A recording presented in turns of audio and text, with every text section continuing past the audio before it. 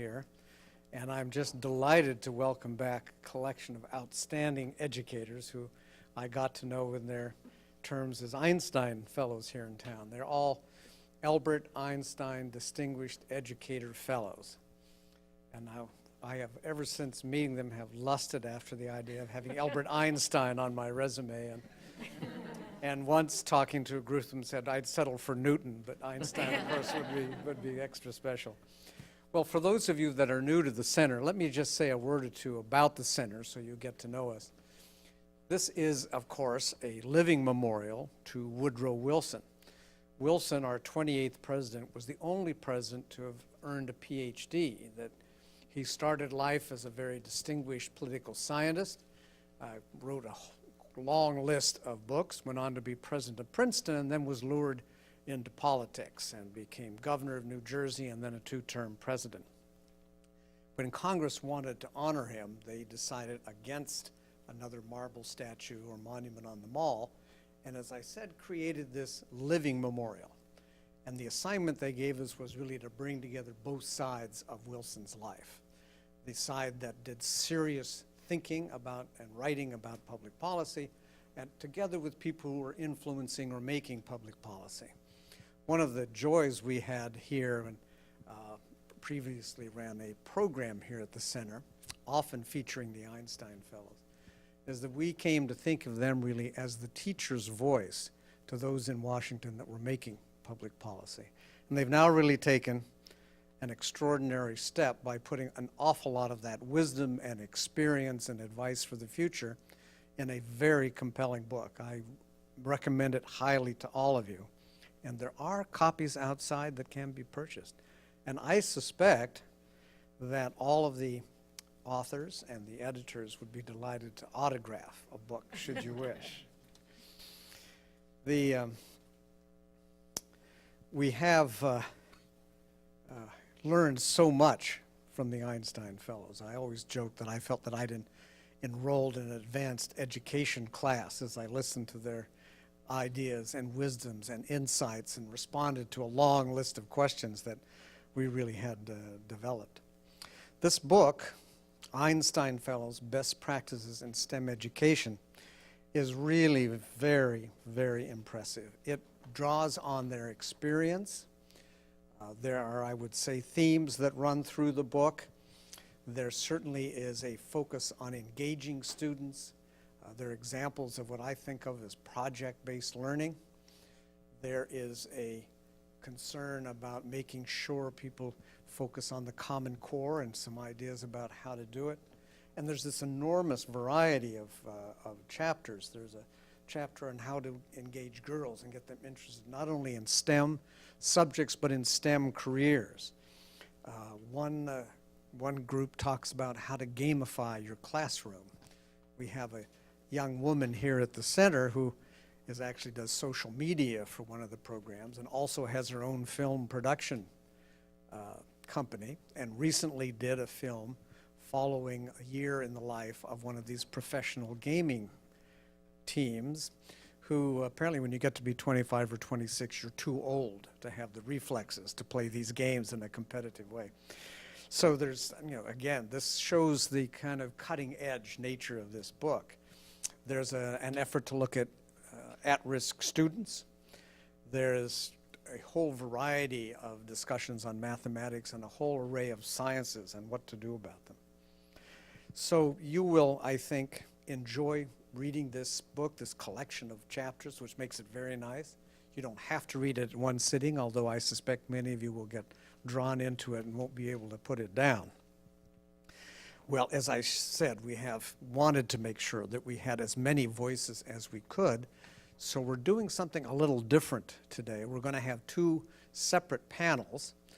One panel you see collected here with me, and the other panel will join us in about an hour. I've asked each of these panelists to speak for about 8 minutes so that we'll have time for some of your questions. And now let me just briefly introduce the panel. To my far right and your left, we have the two editors of this distinguished volume, Tim Spuck and Leigh Jenkins. And also Nancy Spillane, Sue Whitsett, and John Moore. These are all distinguished fellows. Let me just then briefly introduce them because you do all have their full bios. Tim, I think of as a key ringleader of this whole effort. I've been in touch. I would like to take credit by saying I'm an unindicted co-conspirator, but I think I was at least a cheerleader as he worked on this. Tim has years of education experience at Oil City High School in Pennsylvania, and you may remember the whole oil industry in the United States started in Pennsylvania. And he now serves as Associated Universities, Inc. STEM Education Development Officer at the National Radio Astronomy Observatory. It's a long title. I was thinking, yes, this must be the largest business card in town. Leigh Jenkins shared the editing responsibilities with Tim. She's currently a doctoral candidate, and you've returned to teaching in Berkeley Springs, is that right? High school in West Virginia. I worked for a number of years for Senator Byrd, so I got an education about West Virginia. And as a country boy from Oregon, I'm delighted to see that she's active in the farm to school movement. Nancy Spillane, who's there in the attractive green sweater, has taught a whole array of science subjects in New London, Connecticut at an independent school, a private school. She's now pursuing a doctorate at GW University and working on a research project to explore the characteristics of successful, inclusive, STEM-focused high schools. And I think that could be another guide for people who want to find that kind of success, mixing STEM and making sure that it's really inclusive. Sue Whitsett, I remember talking at some length about how transformational it was to spend actual time in a laboratory working with scientists and being a scientist, and how that transformed the way you taught and the way students reacted to your teaching. She is currently the interim program manager for the eCyber Mission competition. The cybersecurity seems to be the big thing these days, which is administered by the National Science Teachers Association and administered by the U.S. Army. John Moore, to my immediate right here, John's, I think of as an old friend. He's now the director for geoscience at the New Jersey Global Program Partnership. I dramatically shortened the full title, I didn't want to have yet another large business card here. Like our other authors, John has years of classroom experience and is now the president-elect for the National Earth Science Teachers Association. Tim, let's start with you, and then I've asked the panelists to speak in the order that you have on the program in front of you. Tim? Okay. So thank you very much, Kent, for that incredible introduction. And these guys are also ringleaders, so they don't get out of this, you know. I'll go ahead and start off just making a few comments in general about the book and the process that we went through and birthing this sort of a treasure. And then I want to talk just a little bit about my chapter and highlight that. I sincerely hope that I don't talk for 8 minutes. I'm going to really try to keep it abbreviated and I've asked the other panelists to kind of keep things abbreviated as well, because we really want to hear from you. We want, to try to answer the questions that you might have, not only relative to the book, but relative to the current state of STEM education in the United States, which is something that it concerns us all. So as far as the book goes, this has been, about a 3-year process, 2.5, 3-year process. Every time, we thought we had a revision done and ready to go, there were more things that needed to be addressed. We had this incredible internal process where we really kind of drafted our ideas initially, and then we went through a revision process internally, which really was incredible to kind of hear in the raw form what everybody else was doing. I mean, we have shared many conversations as Einstein Fellows, and I was amazed at what I didn't know about what my colleagues were doing that only can come out in a piece like this. So let's see, that process went through many, many revisions back and forth, and we finally sent it off to the publisher, and we thought, okay, so we'll have, maybe a couple, they'll go through it, read it, give us a set of revisions, we'll do them, maybe we'll do that a couple times, and then we'll be done, and then it'll be off. So we had these wild expectations of that this is going to be something that will be out, well, let's just say many, many months before when it actually was. And I believe Terry will probably know this best. Revision number 19, I think, was the magic number of 19 back and forth between the publisher, and finally this little treasure was born. And it was really, although we could not possibly fit all of the names of the people that worked so hard on the book on the cover, because all of the authors certainly deserve to be there. We really want to, I know Lee and I, and we were able to get Terry and Remy's name on there too, because the four of us were the primary editing team, but everybody else contributed so much, and they certainly deserve an equal recognition in this process. So with that, I'll say thank you. And so my chapter, putting the authenticity into science learning. I can't begin to thank the number of people that I've interacted with over the years, scientists, engineers, educators. Some of them are in this room. Thank you, Vikram, for coming. It was an interesting process. For me, authenticity is something that emerged. I had a great education, I think, in an undergraduate program at Clarion University of Pennsylvania. I went back and I had gotten my master's degree in science education, and I felt I had a great training, a great program. My father, growing up, was a very inquisitive individual, had made it to the 8th grade, and I can still remember as a very young person when he walked across the stage to get his GED, because at age 60, he wanted to have his GED, and so he went back and got it. I've had so many amazing people that have impacted me, made me realize that learning is something that it emerges. You have pieces of information that you collect throughout life, and if you don't take the time to reflect on that, if you don't take the time to build on that and consciously look for connections, you miss out. You don't learn a whole lot. And so part of authenticity was, in my case, was missing. I had great education, but I was a science teacher, and there was never a point in my life where I was ever a science researcher, a real science researcher. I had never played the game. It was kind of like going to high school, and how many high schools in the United States will hire a high school football coach that has never played the game? And it wouldn't happen. There would be outrage among the citizens.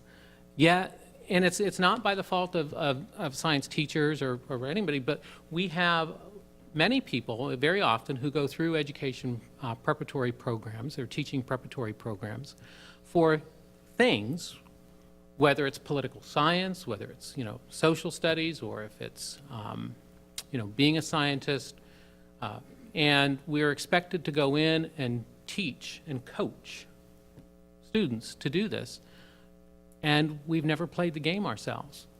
And so I spent a lot of years creating partnerships with various scientists from across the country, primarily in astronomy. And I would engage my students in that process. And by doing so, by simply getting in the game, by putting students into a position where they can attempt to solve a real-world problem, where they're not just doing something for a grade, where they're not just filling in a worksheet, where they are really contributing to our community, to our society, to the nation, to this body of knowledge that scientists may one day use, or that are in the process of using. When you do that with kids, all of a sudden it's, okay, now I understand why I'm supposed to learn what you want, what you're trying to teach me. And if we can get kids to do that, number one, they will understand their subject matter in an authentic way. And number two, they will be better contributing members of our society. And they will understand what it means to think critically. They will understand what STEM education means. It's not a subject. Kent and I were just talking about this, that STEM education is not, it's not a subject that we learn. It's a way that we think. It's a way that we get to a solution to a problem. And we have to understand that that process is constantly changing, it's dynamic. And so in my chapter, what I've really tried to do is to bring out this idea that we need to be putting kids in authentic learning situations. And if we're not, we're missing a great opportunity. And there are some tools that I've developed over the years with my students, and I do say with my students because I did not develop them alone, to kind of make this happen. And one of those is an authenticity rating scale, which can be used to give a numerical value to how authentic the learning experience is. So I want to thank everyone for being here today, and I'm going to turn it over to Lee, and I certainly look forward to your questions once we get to John. Okay, hi, I'm Lee Jenkins. I teach in a rural community in West Virginia, Berkeley Springs, at Berkeley Springs High School. I teach biology and environmental science, AP environmental science. I used to teach AP biology, but I talked somebody else into teaching that for me. So AP environmental science. And I first want to thank all of the authors who actually went through the editing process, because we all did contribute to that editing process. It wasn't just Tim and myself. Terry and Remy were fabulous, so thank you very much for, stepping up to that process, because it was a difficult one. But we did go through the process of peer review prior to some of the final edits, and so everyone did have a chance to read another fellow's chapter and make comments, and so it was a really good learning process. My chapter is modeling sustainability through STEM service learning, and it just kind of came about. It wasn't really planned, but we had a need on our campus. We had a greenhouse that was being underutilized, and so I set my AP environmental science students, 21 of them, sent them out to the greenhouse and said, okay, I want you to redesign the greenhouse and make it useful, make it so that we can grow food all year round. So that was how the project actually started. So my students researched different designs for the greenhouse. They had to incorporate a alternative energy component, and they also had to work as teams. So there was, some teamwork involved in that. And they came up with some wonderful ideas. We then researched grants, and we wrote a State Farm Youth Advisory Board grant in the environmental responsibility category. And we got $41,000 to actually add solar panels to the greenhouse and solar hot water heating. And since then, our state has become very active in the farm to school movement, and there's a lot of programs going on now that include the greenhouse. But I think it really gave my students a great opportunity to not only learn how to write a grant, learn how to be responsible for managing a grant. They learned a lot about sustainability. They learned where their food came from. They were able to, I had some interns that helped during the summer. We learned about the history of agriculture. We learned about food security. We're kind of in an isolated community, so I really pinpoint food security as an important part of what they need to know. They learned about procurement and how the county will now reimburse students for growing in the community. We're trying to encourage kids to go back into growing or being farmers. Hang on, let me put on my glasses. They learned how to write a business plan, which was very important. They learned how to kind of survey the community to see where the needs were, so they did needs assessment. They marketed through the farmers market, the local farmers market, and through restaurants.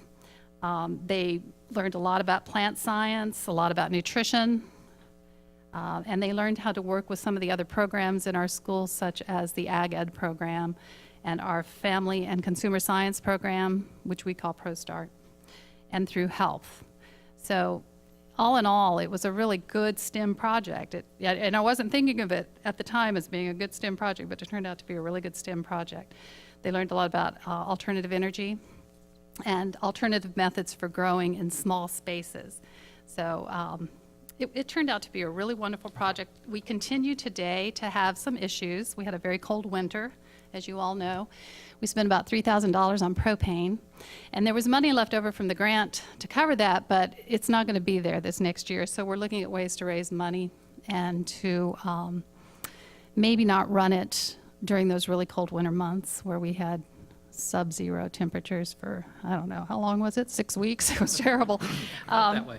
And we've also added some raised beds to the campus, so, you know, the kids are learning how to actually just grow outside of the greenhouse area. But farm to school has become really big in West Virginia, and literally 5 years ago, it really wasn't very well known at all, but it's become a really big issue now. So let me pass the baton to Nancy, and thank you very much. If you have any questions, just let me know.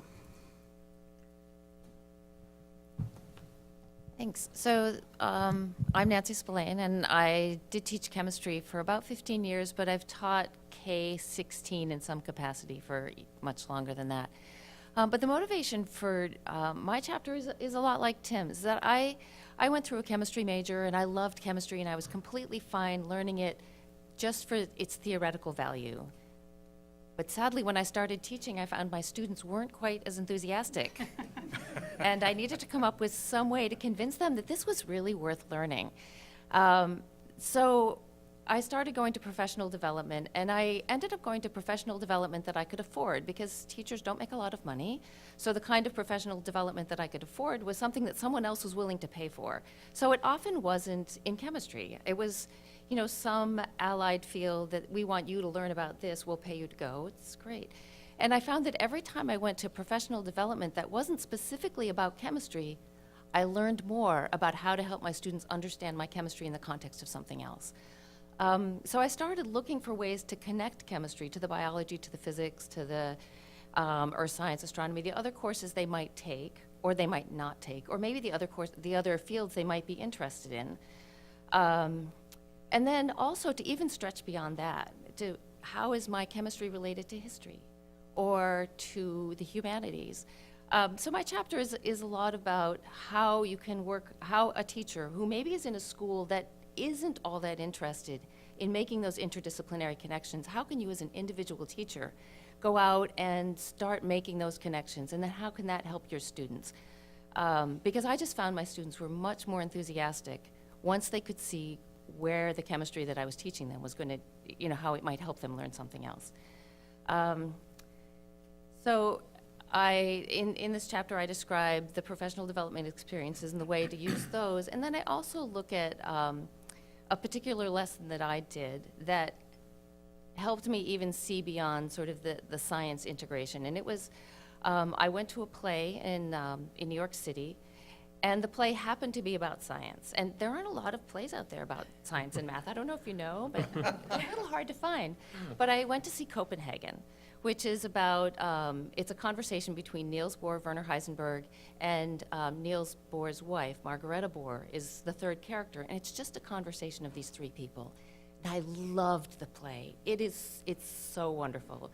And I had my two daughters with me, and one daughter thought it was pretty good, and the other one would have slid onto her seat if she could.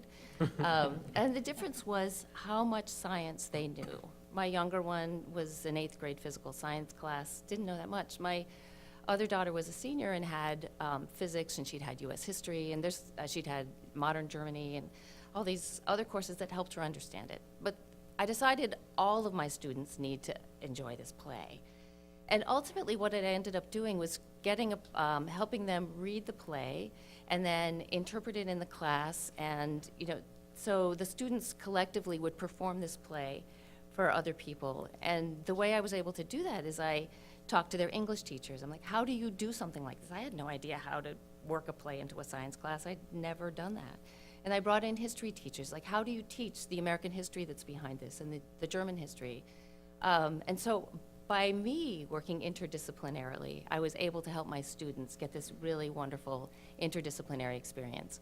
And I found that some of the students who maybe weren't all that crazy about the science could hook onto the knowledge some other way by working through, working through their humanities or acting, just having the opportunity to act and then having to understand the science at the same time. So that's really what I looked at in my chapter. And again, if you have any questions, I'd be happy to answer them at the end. I'm going to pass on to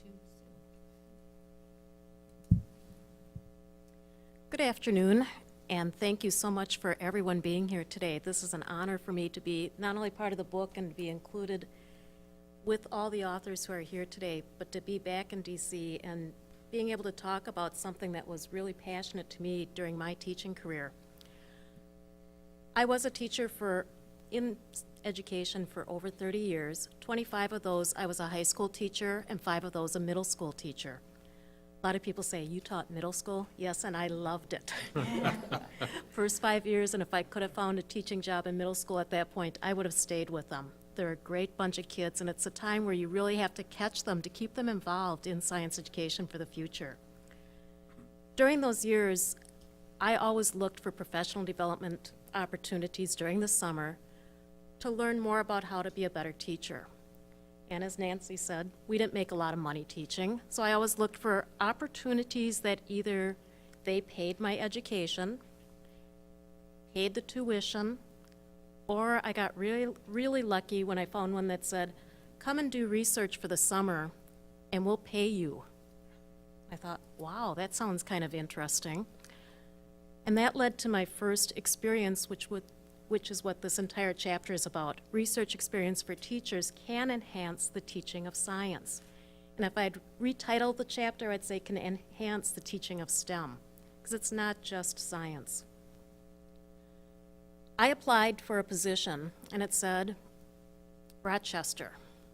Didn't give a state, and I live in Wisconsin. I thought, all right, I'm going to be right across the border in Minnesota. Got my acceptance letter and found out it was Rochester, New York. And I left for 8 weeks to move to the dorms in Rochester, New York, to learn about science in a very different way than I ever had done.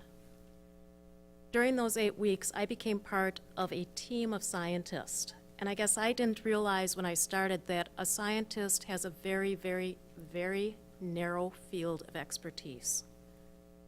And when a scientist has a lab, it's even narrower yet. And they gave me a topic, and I thought, I've never even heard of this word, retrotransposons. And they wanted me to map the chromosome of a fruit fly. Finding those little retrotransposons, I'm thinking, oh boy, do I have a learning curve ahead of me. But it was good that I went in because it made me realize how students feel in our classroom. That when students come in, we know the content. The students can feel very, very intimidated by what we know, which is how I started that research experience with scientists who are experts in their field.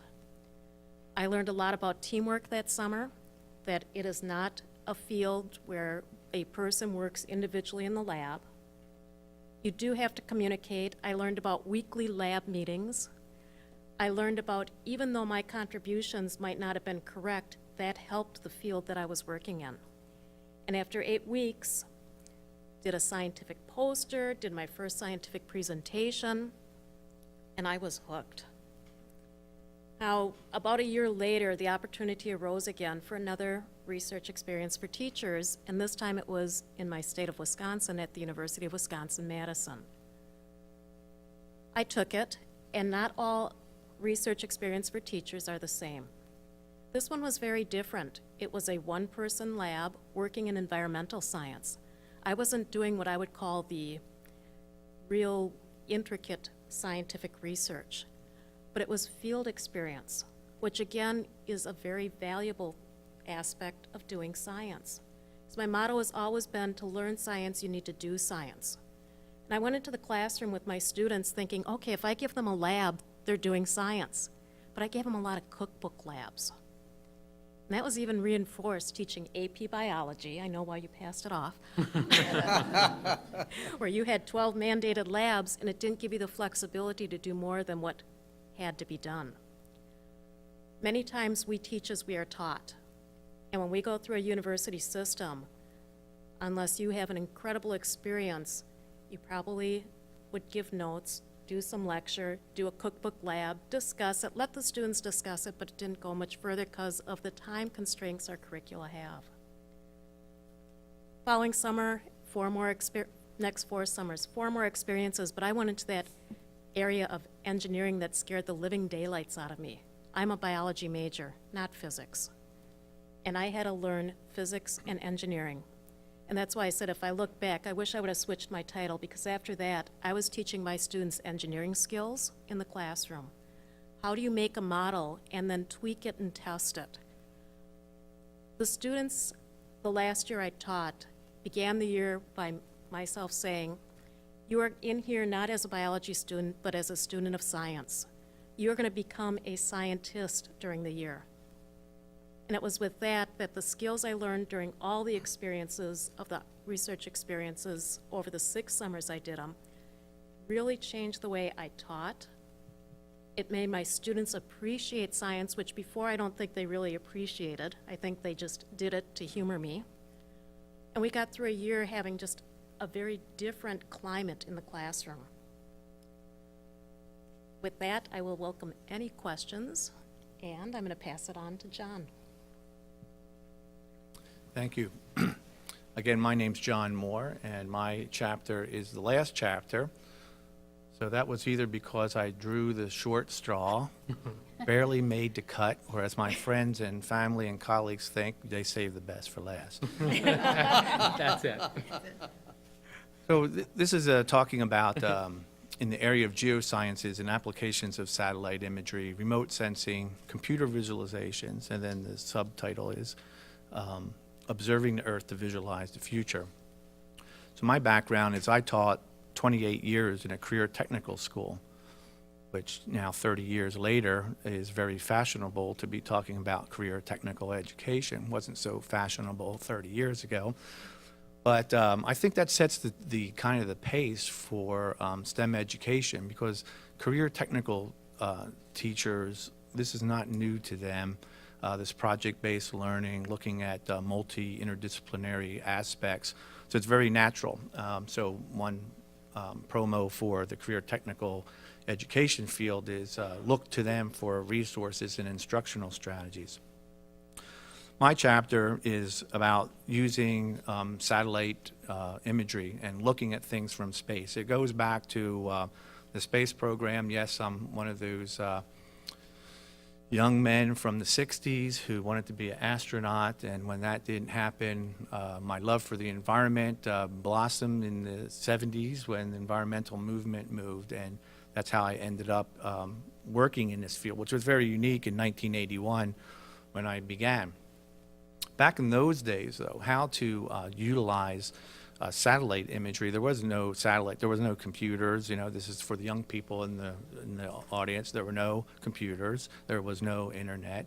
And so I had to go beg people like NASA to get lithographs and their posters.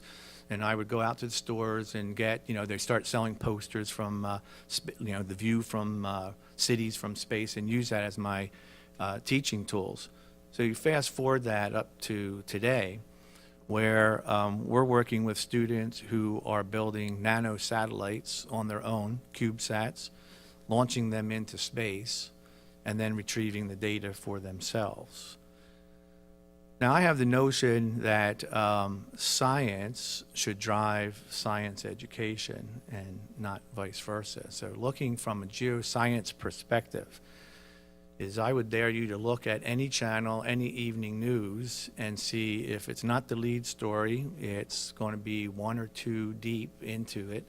But almost every night, there's something going on. There's an earthquake, wildfire, tsunami, Gulf oil spill, heat wave, cold spell, hurricanes, and the list goes on.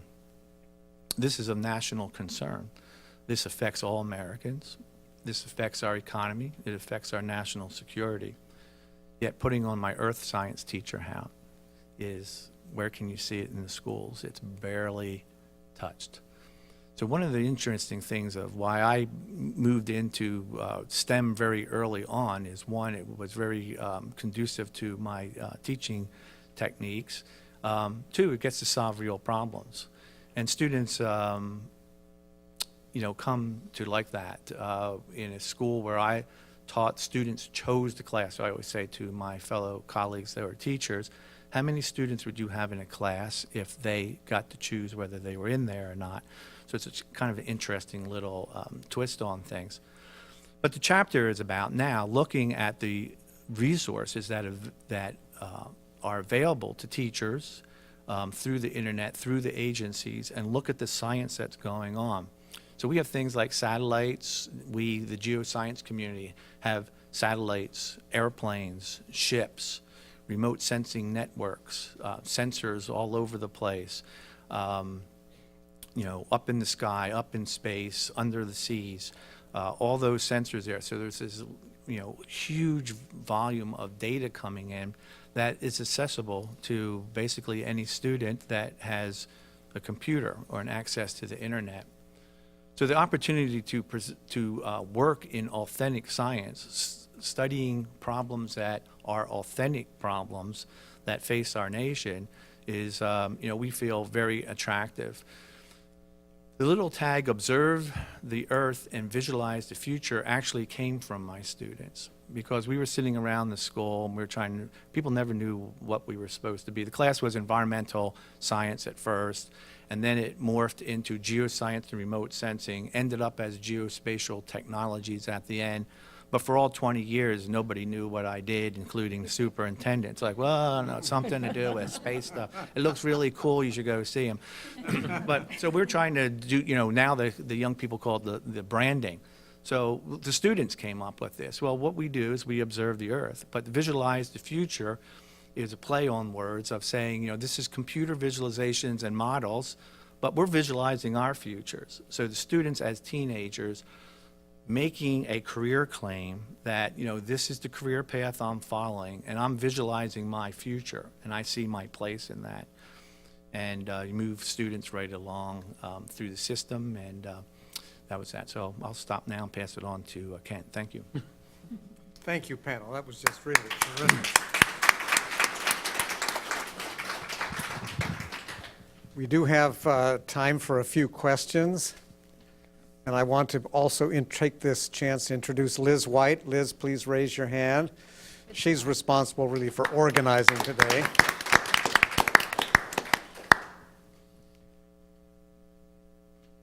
Well, I have my first question, and I'll take the prerogative of the chair. What is a retrotransposon? A retrotransposon is a piece of DNA that can move in a chromosome. And the way it reproduces, it does it in a different mechanism than typical DNA reproduction. I think you are now armed with the right word to stop any conversation at your next cocktail party. Thank you, Sue. Do we have some questions for the panel? How about the gentleman first in the white shirt and then the gentleman in the checkered suit? Please introduce yourself. Thank you. I'm Dave Rabinowitz, and I'm currently working on a proposal for an undergraduate level class on STEM for liberal arts majors. And I'm just wondering for suggestions, things that I wouldn't have thought of that would be valuable for a class like that. Who would like to handle that one? I'll take a real quick shot at it. I think that one of the things that I'll put out there you don't want to do is do not underestimate the ability of students who are in these programs. Engage them in doing real science, solving real problems. And so as you look for opportunities, we want them to learn a subject, and we want them to learn whatever that STEM subject is. And the best way to do that, and the most meaningful way to do that, is to engage them in problem-solving, project-based learning around, that has the subject as a central theme, or topic as a central theme. And if I can just add something to that, if you look in your community and look at some of the needs in your community, you'll probably be able to come up with a wonderful STEM course just based on some of the needs of your community. Where is your course being offered? Okay. Okay. Oh, yeah, that would be great. I would just add, by taking a leaf out of something Nancy mentioned about history, that if you talked about how Newton developed calculus not just as an abstract exercise, but to aid the artillery targeting, and so you see how science really responds to sometimes just the brilliant abstraction, but also to the felt needs of the time. This was a very stimulating and inspiring set of presentations, and I was just wondering what the game plan was to try to disseminate this volume so it can have some kind of a multiplier effect in terms of the STEM world, because I think the general public kind of segregates science, technology, engineering, and mathematics, and this is a synthesis that I think is singularly important.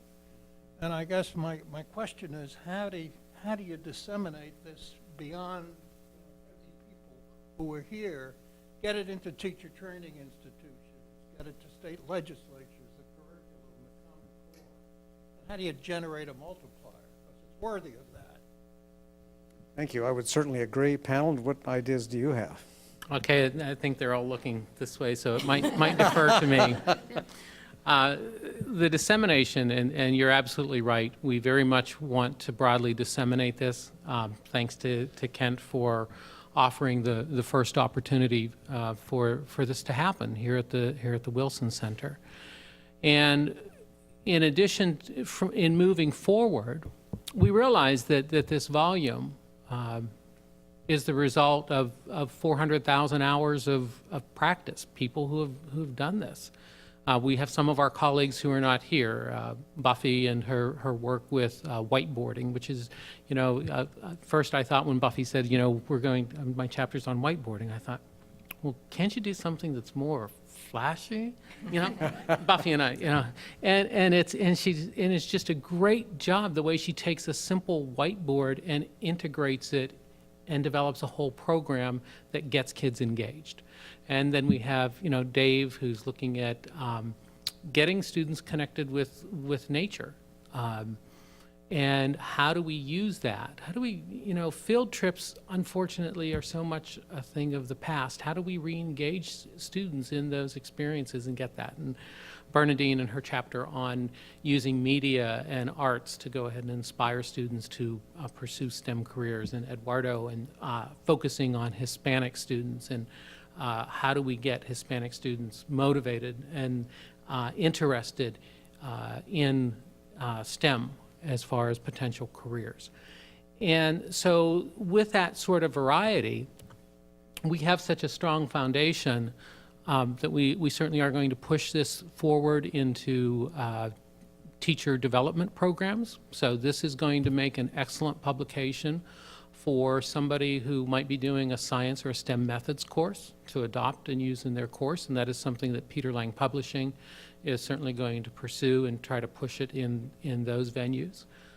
There are a total of 15 authors who do professional development themselves in one capacity or another. I have already had, since the book's been out, a couple different workshops where I've taken advantage of some of the things, gamifying your classroom that Remy's going to talk about shortly, that I've been able to take pieces of that and incorporate that into other projects that I'm working on. And so this is an initial start to kind of get this out there, and so it's, part of it is word of mouth, part of it is going to be promotion that the publisher will do, and the other part of it is just, you have some incredible teachers here, educators, that have incredible networks, and it's our job to now take this this treasure that's really been created and incredibly well done, not because of me, but because of so many other people, and really get it out there and get it to a point where people get it in their hands, they sit down and they read it, and they say, oh. Because there is one thing I want to mention about the format of the book, is that we did something a little bit different. A lot of times you'll get a book about, well, here's the practice, and you'll hear things about, well, this is what I do with my students.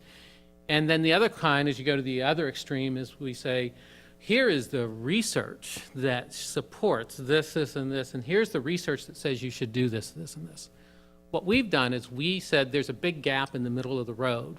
We want to lay the groundwork in the research, and so you'll find each chapter lays the groundwork in the research that is supportive, that the practice is then embedded, or the practice evolved out of. And then we go into, these are best practices, and this is, oh, by the way, you can also apply it in your courses, not just in courses like mine. And so each chapter is organized like that. So we're certainly looking at how do we target teachers in their training programs, and how do we target pre-service training programs as well. Our small contribution is we are videotaping the session, and we'll post it on our website. The gentleman there, and then there's the gentleman here.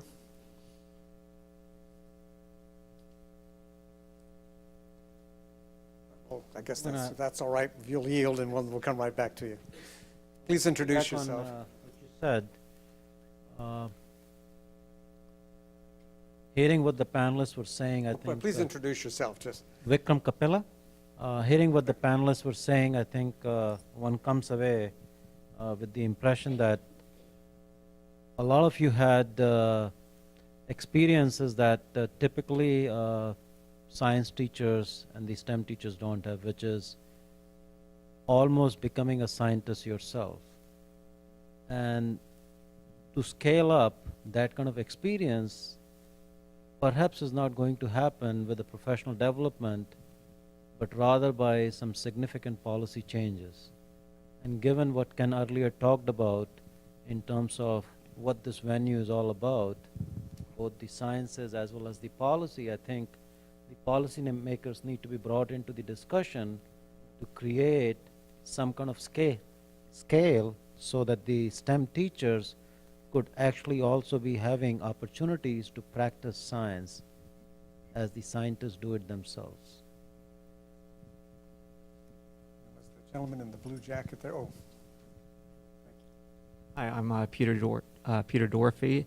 The question I have is, as kind of what I'm hearing, is that there's still, when it comes to defining what STEM is in the nation, there's still confusion, as someone mentioned that, the public seems to, separate STEM, technology, engineering, and math. So there's still this discussion going on as to what STEM is. And now there's talks of schools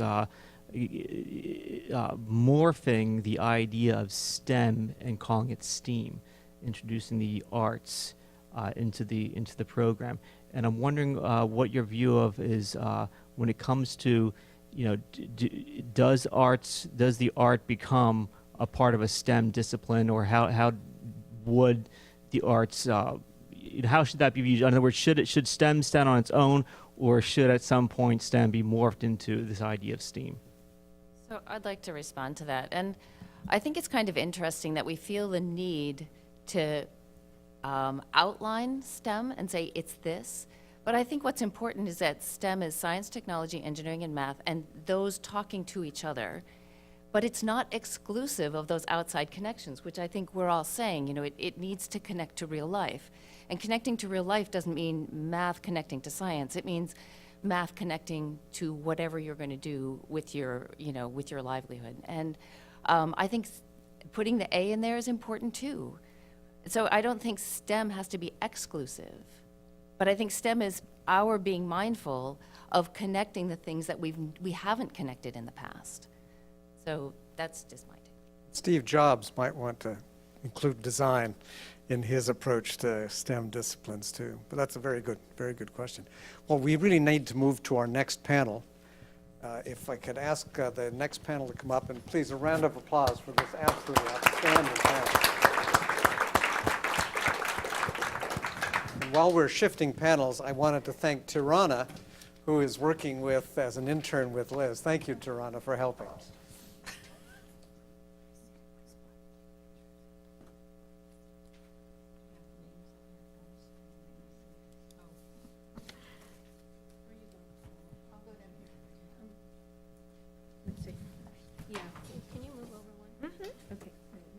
the chair. Sure. Yeah, Remy.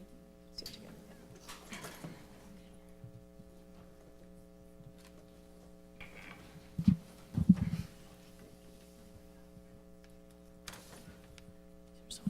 I'm just scooting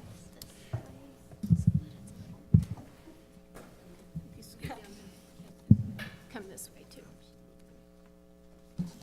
Well, I'm delighted to introduce a second outstanding and distinguished panel. As you saw, Terry and Remy were kind of lead co-collaborators, co-conspirators in the volume. Let me just briefly introduce the panel. Again, you have the full bios with you. Terry Rust, my far right and your far left, has taught technology and engineering education in Peoria, but Peoria, Arizona. So we clearly know that STEM does play in Peoria. She also spent 2 years working in Hyderabad, India, and she's been a pioneer in forming Girls Exploring Technology, or GET. So I have to say she does get it. And Remy, who is to Terry's left, really very broad education experience, and you drew on that to help define the framework for federal STEM intervention programs. And aside from all of his STEM activities, he somehow has found time to write children's picture books. So do they have a science theme to them? Some of them, yes. Oh, that's great. And then next to Remy is Carmelina Livingston. She has experience as an elementary educator in the great state of South Carolina and is currently an education specialist at It's the STEM Centers of South Carolina. Okay. S2 STEM Centers in South That Carolina. stands for Solutions in Science Technology. Solutions. Oh, very good. Okay. And during her time as an Einstein Fellow, she says that her greatest inspiration was writing a NOAA submersible 2,000 feet under the sea. So you can say that she is never out of her depths. So good. And next to Carmelina is Brenda Gardunia. She's taught high school math in Boise, Idaho. I went to high school in Pendleton, Oregon, so not so far from Boise.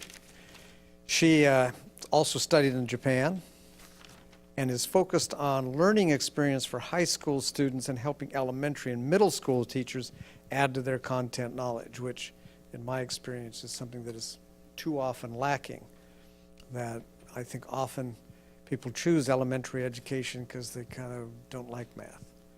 That STEM wasn't really for them, and yet it's just conveying that attitude can hold people back from pursuing STEM.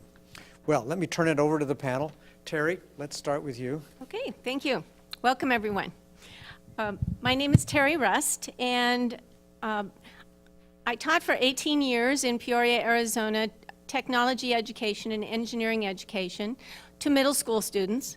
Yay, middle school. Okay, Sue. And it was technology education through our career and technical education programs. So John and I have that connection of the importance of career and technical education programs in helping to really connect with STEM.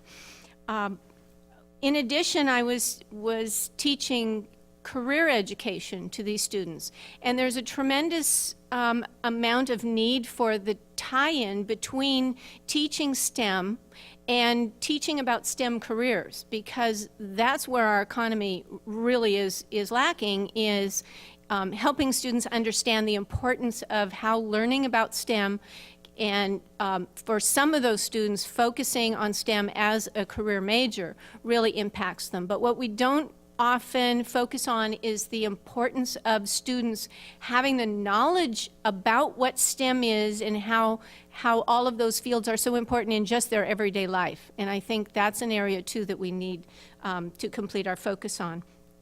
I wanted to say a couple of things about the book in general, having been part of this editorial group, that one real important goal of the book was that piece that Tim was talking about, that we included so that the reader could could, if they so chose, attempt to replicate what we did. And I think that's really one reason why this book can be so helpful to teachers, is because we not only say, here's what we did and here's how it was successful and here's the research that backs it up, but we also say, you can do it. You can do the same thing that I did in your own way, but here are the tools that I used that can help you out. And I think that's a critical piece that is important in this book. The strategies that are talked about throughout all the chapters are adaptable to a variety of teaching situations. And so they become a model for what is possible for STEM teaching throughout whatever course is being taught. There's a real focus on the 4 C's, which is collaboration, communication, creativity, and critical thinking. And you can see that through the chapters. We have examples of how those can really be used, and how those are 21st century skills. And this is where we really need to take those students. And there's a plethora of examples in the book for this. One thing that is really strong in my STEM belief is integrative STEM, and that was touched upon at the last panel. We really have to go beyond the STEM silos and talk about integrative STEM, and that's where, okay, someone says, yeah, let's add the A for STEAM, and someone else says, let's do this, but we just take what Nancy said as looking at how those pieces work together, but we can also pull in our PE teacher, we can pull in the history teacher, our English language arts, and get this collective conversation going so that it's not just those of us who happen to teach in those 4 critical areas. The area that my area of passion is in engaging girls in STEM. And in my school district, one of the high school girls at my feeder high school was one of 2 students in her computer science class, and wanted to, spoke to her teacher and said, what can we do to get more girls in here? And so fortunately there was a little bit of grant money to work with, and they got some community partners together, some education, community college and private educational institution people together, called some students in. We had a big meeting and said, okay, what are we going to do? How can we make this happen and get girls involved? And we decided that starting an organization at the middle school level to engage girls, which we called Girls Exploring Technology, was the step that we needed to take. And so in my district, I was the main person at the middle school level. My school was the first to be involved, and I just got so excited that I was able to build the enthusiasm and help grow the organization. In my school, we had junior high students, 7th and 8th grade students. I was in a K-8 school. They were required to take my course. But that didn't necessarily mean that they were all interested in that.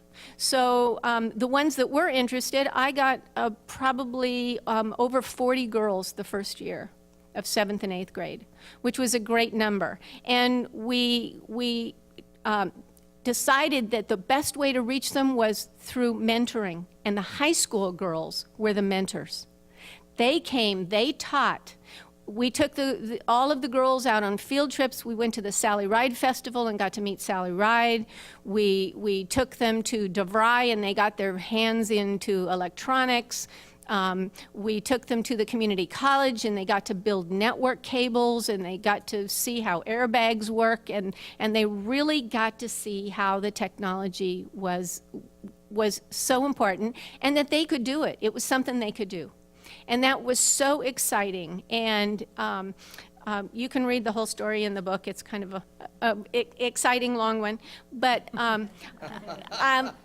you know, my passion is still with girls, with helping girls understand how they can be part of this. Because so many generations have been saying, no, you can't do math, you can't do science, no, this is man's work. And we just have to move beyond that thinking. We just really have to. Because the STEM workforce needs women. The other thing I wanted to just touch on before I turn it to Remy is that Remy and I co-authored a chapter. And our chapter was integrating informal STEM learning in the curriculum. We both served at the National Science Foundation under Valentine Cass as our mentor in the division of formal and informal learning, and had some real wonderful experiences from our backgrounds to draw upon, but also were able to really learn a lot more about the importance of informal education opportunities, bringing those into the classroom, taking students out into the community, and those kinds of things. So I'll let Remy tell a little bit more about that. Remy? Thank you, Terry. Thank you.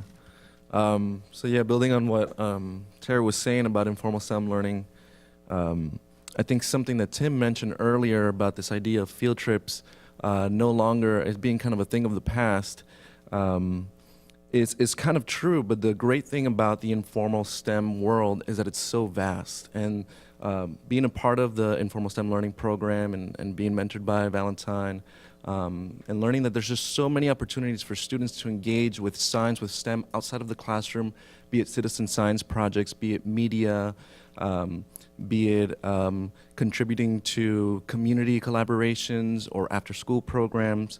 There's just so much, and it was really a pleasure working with you, Terry, writing that chapter. But I also want to say thank you to Tim and to all the fellows that allowed me to be a part of this awesome volume. The year that I became an Einstein Fellow, actually, so the group of fellows that are mostly represented in this book come from the year prior to my cohort. And so just being a part of that and being kind of taken in by that previous cohort was really nice and very welcoming, and I appreciate working with them and working with future fellows. And the truth is, and I think all the other fellows will agree, that there are so many other amazing educators that are not represented in this book that have much more to say, and I think Tim might be working on volume 2, maybe. So. But yeah, it's a little background about myself. Well, so currently I'm a department editor for the American Biology Teacher. It's an academic journal primarily for K-12, K-16 educators. My background is in biology. I'm also a PhD student at Florida International University, and there I have the wonderful opportunity of teaching both undergraduate students that are looking forward to becoming STEM educators, and also doing professional development for current STEM educators, which is a lot of fun, especially when they look at me and they're like, "How old are you?" And yeah. And then the other thing that I get to do is I get to engage students in Miami-Dade County with STEM projects, mostly NASA-related STEM projects. They have some great programs that I get to kind of connect schools and different teachers to these programs and bring these programs to students. And so that kind of sets up what my goal is, and it's very similar to Terry's. My passion is really engagement, student engagement. And sometimes I joke around and I say I'm not so much concerned that students learn as I am about students being engaged. And that's actually not a very accurate statement, because I am concerned about students learning. But for me, that engagement piece really is what motivates learning. It's really what sets the foundation for students to be able to learn. No matter how much excellent content is being provided to the students, unless students are engaged, that content is just going to bounce right off of their ears.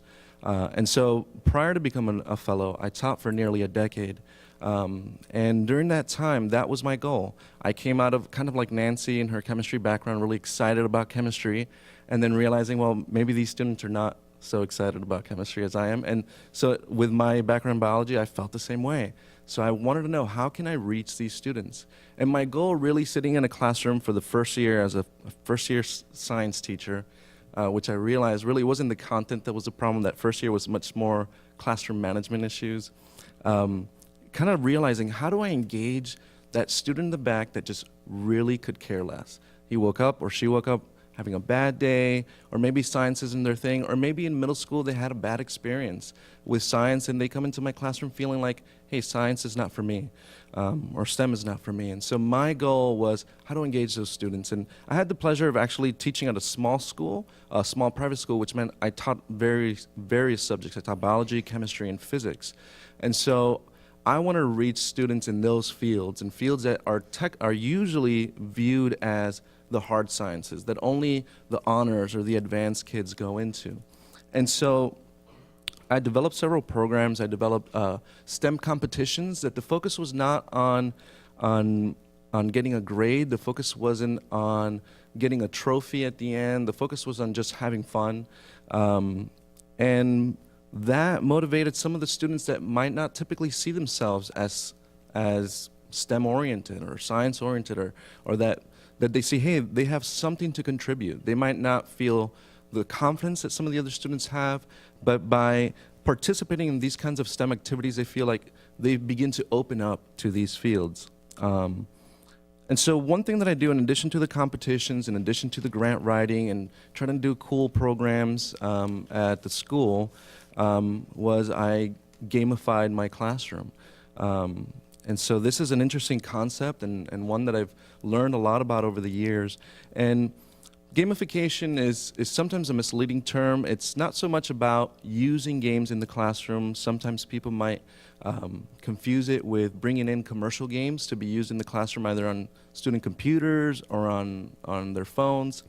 Gamification is really about taking the principles of gaming and using them to structure the way the classroom is set up. The reason why this came up for me, the reason why this was something I wanted to explore, was because, again, looking back at that student that would sit in my class completely unengaged, and yet I know that student would play video games till like 4 in the morning, hooked on that TV, and would not leave. It's just like, why are they so engaged on this game and not that engaged in my classroom? And I could have easily said, oh, it's a fast-moving images, it's because they're shooting, or whatever it might be that appeals to that child. But I understood that there were actually other principles, having been a gamer myself and having played games growing up all my life. I knew that there was something more than just that, something more that engaged students. And so it turns out that I wasn't the only one that felt that way, and that there have been many researchers and many gamers and education researchers that have looked into that. What are the principles of games that engage students? And so I began to design my classes this way. And so that's essentially what my chapter is about, pulling out some of the basic principles, there are many, and structuring my classrooms in that way. And I'll just highlight a few. So some of the better games that are out there, one of the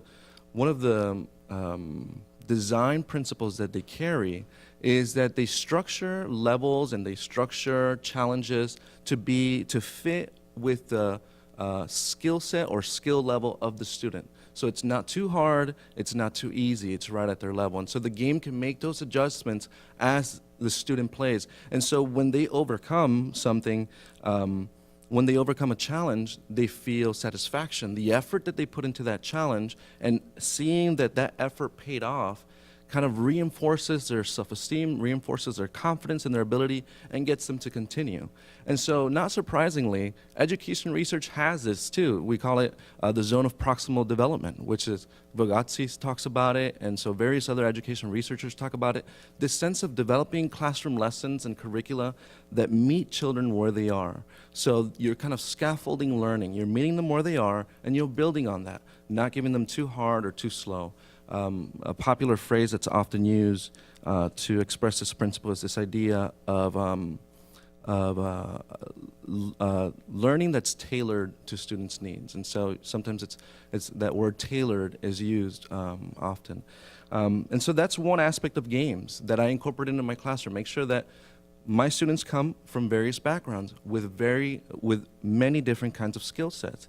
And so in order to accommodate for that, Another principle, I had to incorporate a second principle of gaming, which is students had multiple routes, multiple ways of achieving success in my classroom. So typically the classroom is, here we have this first assignment, then we're going to have this next homework assignment, then we're going to have this classroom assignment, then we're going to have this quiz, then we're going to do that a couple of times, and after a few quizzes, we're going to have an end-of-unit test. And everything is ordered, and there's 1, 2, 3, 4, 5, 6, and you can't get out of that order.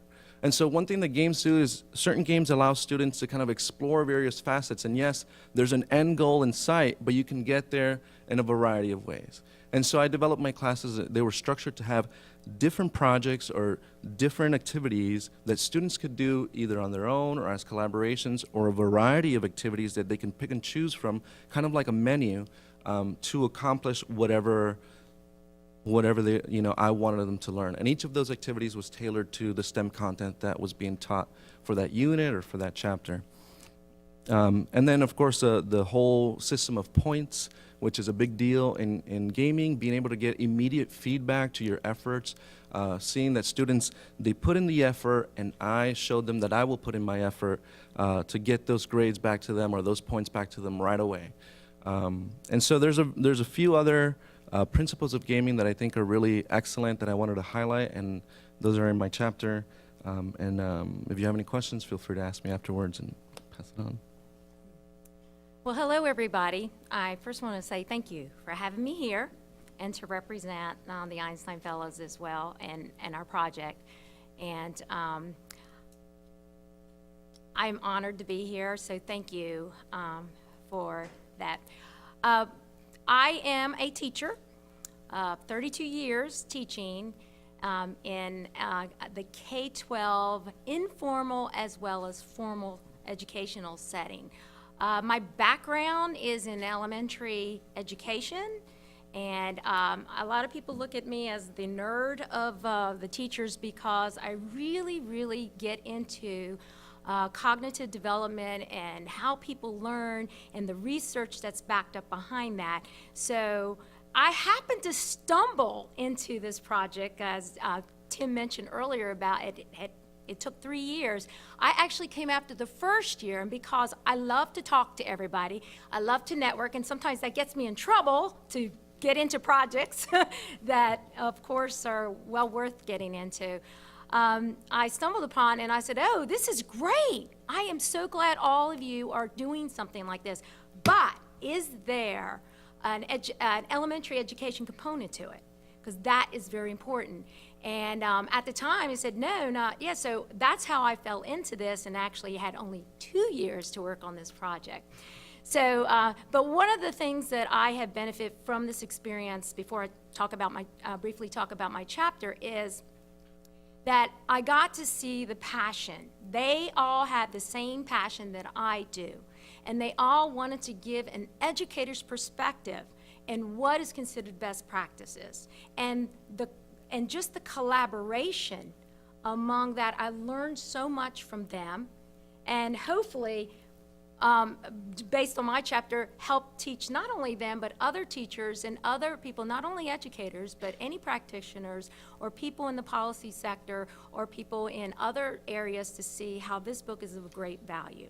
So with that said, I wanted to let you know about my chapter. As I mentioned about that, my background is in elementary education, and one of the things that I wanted to make sure that everyone knew about, that the importance of starting STEM education early in life. And usually when people find out that I'm an elementary educator, they're like, woo, I'm not dealing with those elementary kids. I do not know how to approach them. But the neat thing about it is I think a lot of people do not realize that a lot of the skills and cognitive development that students go through early in life are very similar to STEM pedagogy and skills, that we want students to be innovative thinkers and be productive in life. So that's one of the things I wanted to stress in the chapter, and when you get a chance to read it, you'll see that is an important factor of getting the elementary perspective and actually supporting the elementary, whether it's through professional developments or other grants and things like that. So there are three major areas that I focus in my chapter, and the first one is actually focusing on the best practices in elementary. Elementary teachers are responsible for really teaching everything. And one way that elementary teachers approach it is through integrating, interdisciplinary, like some of our fellows have written in their chapters. So, and making sure that it's a standard-based, integrative way of approaching to students. And then most importantly is the real-world, authentic type of learning involved in that. And those are so important in that particular part. Another part of it is the need for professional development, a sustainable professional, let me back it up, sustainable ongoing professional development for elementary teachers. I am a product of continual PD, professional development, in the areas of the ocean sciences and the science and technology because, and these professional developments were mostly geared for high school teachers. When they found out I was an elementary teacher, they were like, what are you doing here? But I wanted them to see that it can be adapted to that if you understand the pedagogy behind early childhood and early learning. So that is one. So having continual support for PD professional development is another. Then the last part is also the importance of integrating the ocean sciences and technology and providing that authentic. And that's my background because of all my training.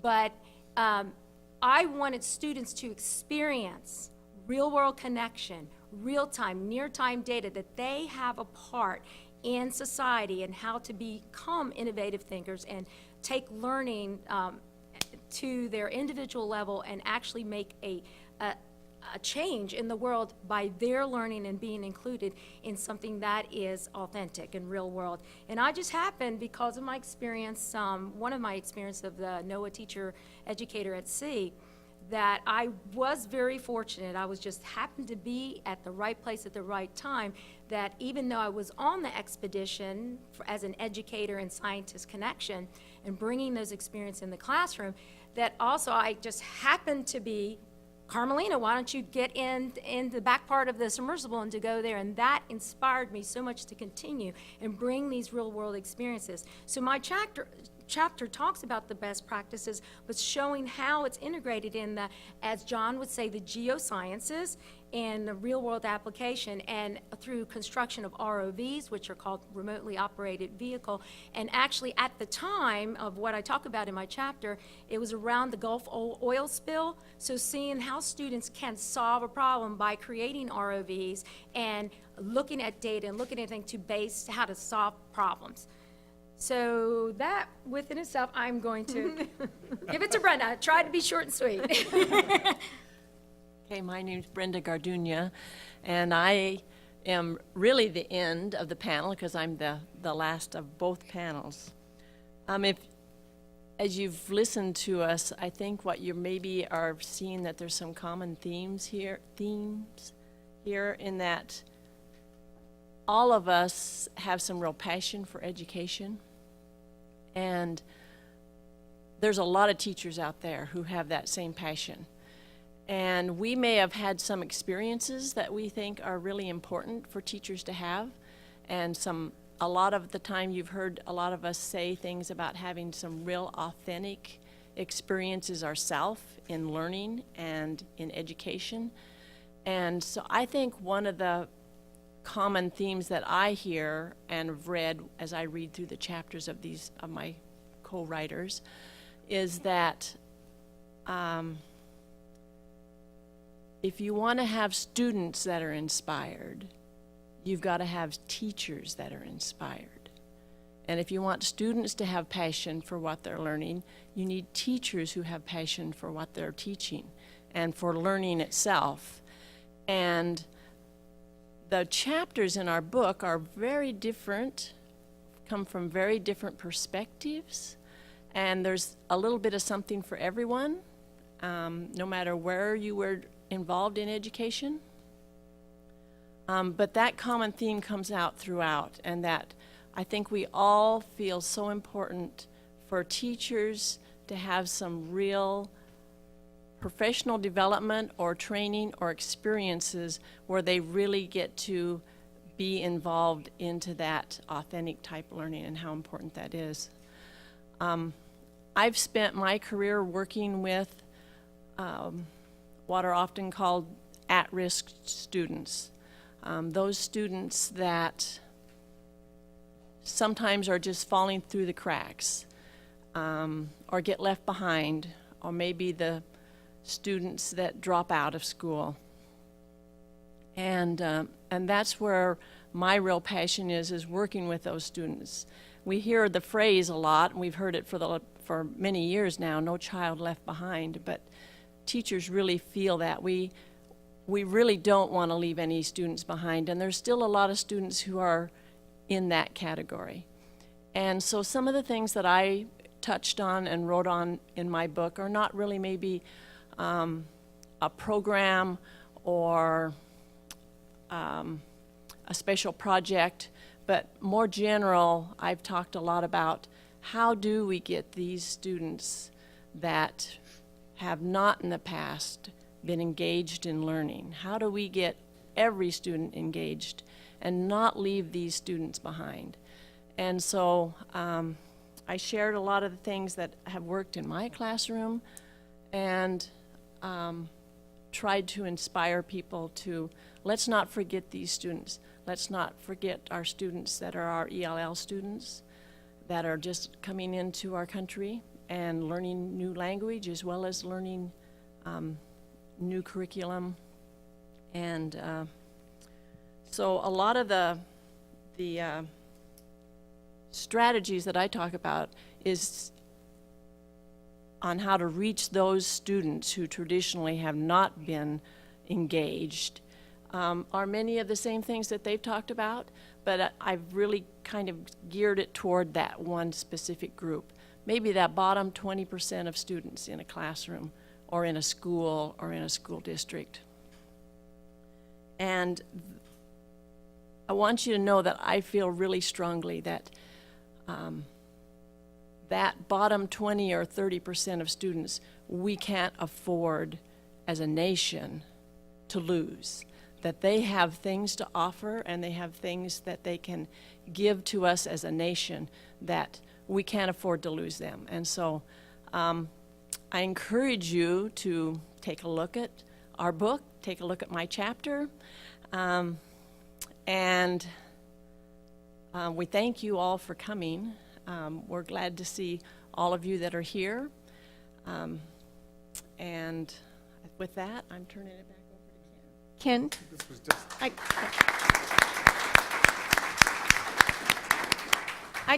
I would just like to add that Tim had mentioned some of the other authors who were not able to be with us, but who are included in the book.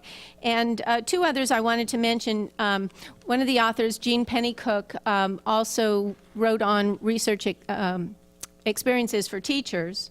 And she's done a lot of work in the Antarctica, and so that's very exciting. And Erin Dottie, who is another author, wrote about project-based learning and engaging students in competitions, and I think that's a really exciting way to engage students in the STEM subject matter. So I just wanted to make sure that we touched on all of our And authors. what Terry said, as someone who's been involved in FIRST Robotics since it was just an idea, I've seen that project-based learning and how a mix of competition with the right values can really be a great learning experience. Well, we have a little time for questions. Who would like to? You're just getting back for that talk about the I'm second getting volume, back. I think. Thanks, Terry, for pointing out the other two authors. It was brought up here, I think Vikram had brought it up, and I just wanted to follow up on that because the idea of being here in Washington, D.C., and something that all Einstein Fellows enjoy is an opportunity to learn, not only learn about policy, but to give the teacher's perspective to policy. And I'm interested if you might comment as a panel on, or the audience could even comment, or please feel free to share ideas. how do we allow this sort of a document that's been pulled together, that's been labored over for many, many hours, how do we get that into the hands of policymakers, or better yet, how do we get it into policy? How do we get these best practices that can be modified across the spectrum of learning to be more prominent or to show up in policy? And so I'll throw that out. Who'd like to? Terry? I'll just take a little whack at Washington here. In that the Einstein Fellows have been a part of Washington, D.C. for 23 years.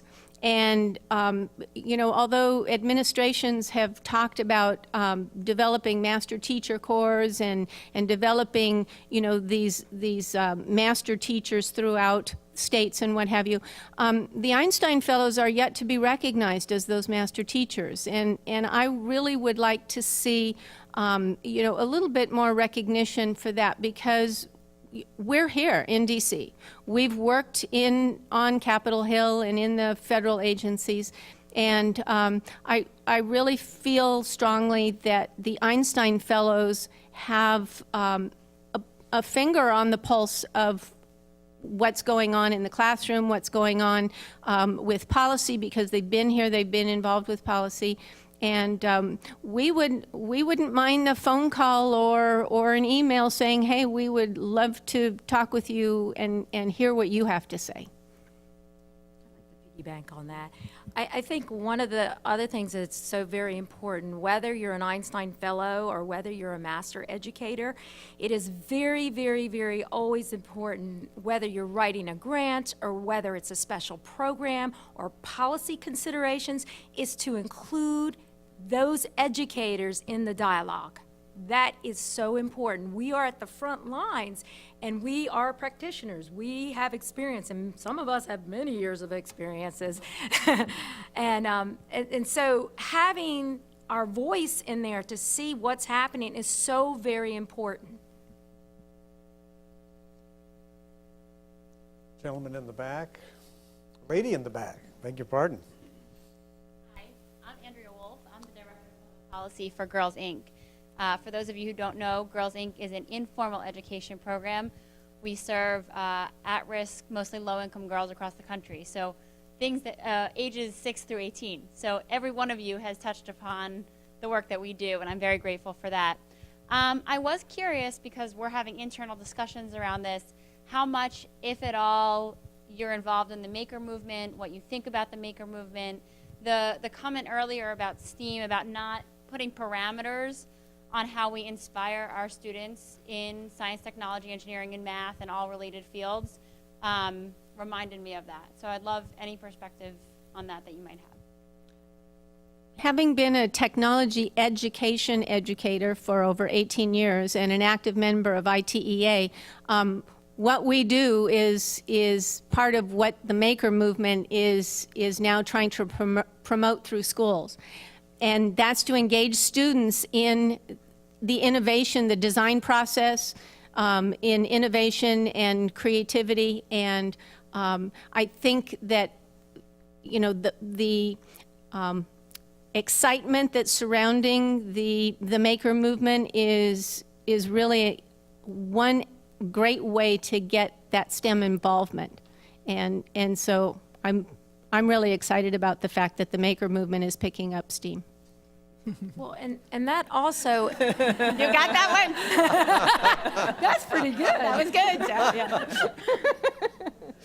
Also, too, as many people who are in a leadership position when it comes to STEM education or science or technology education, is to continue collaborating and inform and support schools, districts, and areas with programs and resources such as Makers Fair and competitions and real-world experiences. So informing the general population and community, that's another way of we can collaboratively support each other, because it's all for our nation.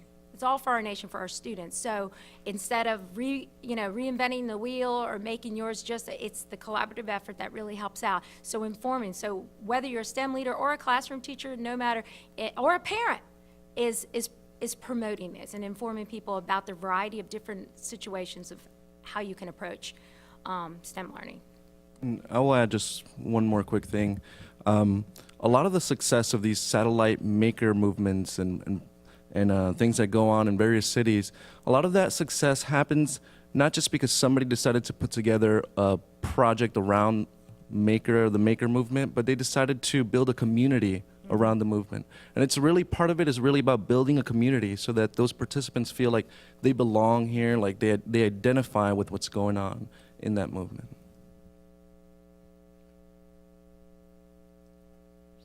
Oh, I'm sorry, this lady right here.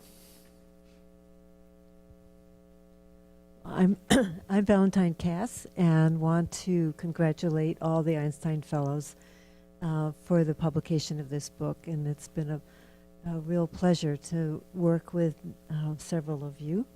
And I totally sympathize with the idea of needing teachers' voices to be heard within the policy making of Washington. And I'm sitting here thinking, well, you know, what can we do about that?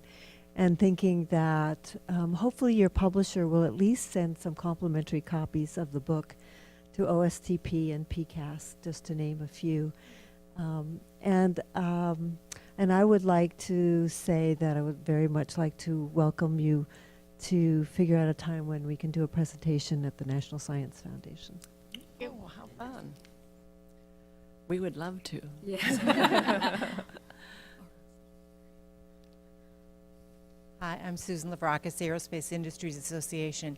To the point about community, I was just wondering if you've given any thought to creating a Facebook page for the Einstein Fellows about this book that people could become a part of. I mean, for example, when I heard about this event and about the book, I posted on Facebook about it, and a friend of mine that I've known since grade school sent it out to all her teacher friends. She's a retired teacher.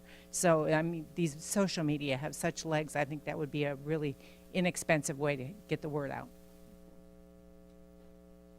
We have someone here who, as I learned, was a gamer herself, has her own movie production company and made a movie following the life of some of these young professional gamers through a whole year, where apparently when you're 26, your reflexes are no longer good enough to be a professional.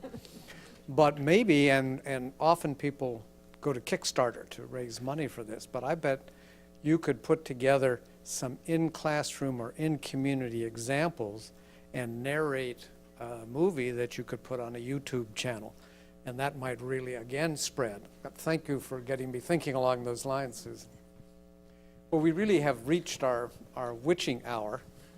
Are you already doing that, Sue? Is that what you're... No. Okay.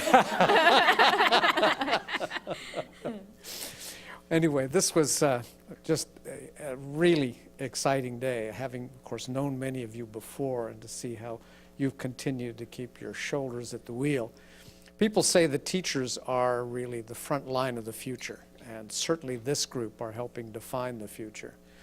And listening to Brenda and Terry and Remy and Catalina, it really, again, inspired me about how much is being done all around the country that are really good things that are moving the country forward. And it's too easy to be in Washington and dwell on what almost every headline does, which is the gridlock in Congress.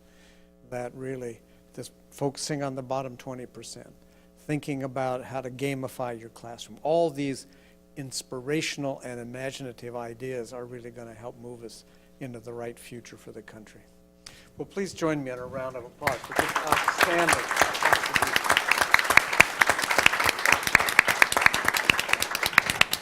Thank you, Einsteins. Thank you. And we're all here for discussion if you'd like to ask us questions or have us sign your books.